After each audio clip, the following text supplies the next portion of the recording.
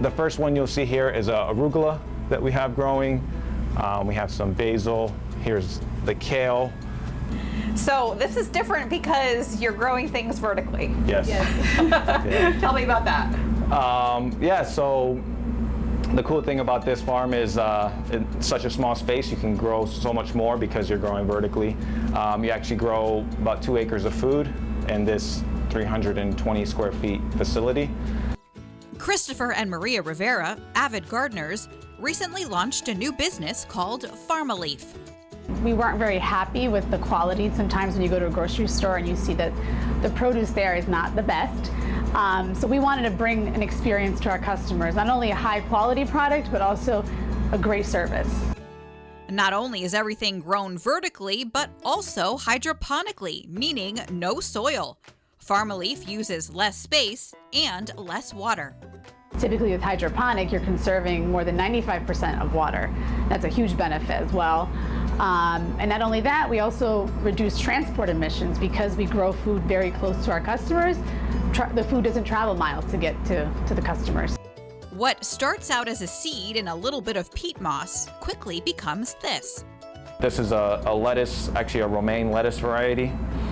They'll be in here for 3 weeks, and then after the 3rd week, they get transplanted into the walls here. The kale, this is the Swiss chard that we're experimenting with. It's a bright light Swiss chard. It looks really nice with the different colors in there. And then the rest all the way down here is our lettuces. And what's this here that they're stuck into? So because you're growing it vertically, you need a support system for the plants. And this is what the foam acts as.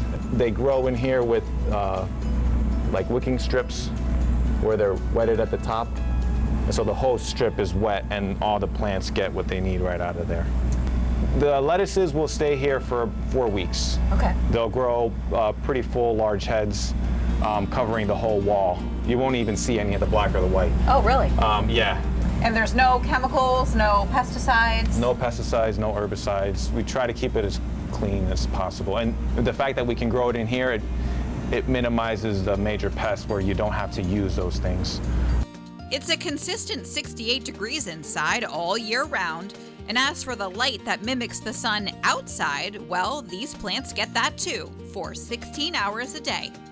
Some research shows that the red and the blue lights within the spectrum are what the plants take up the most.